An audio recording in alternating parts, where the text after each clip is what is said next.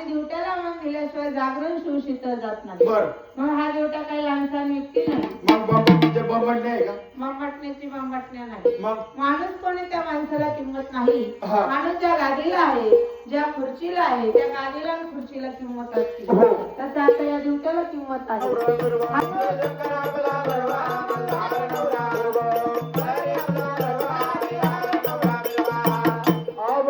पाणी सर पाणी सर घंगडी डबला अंगुल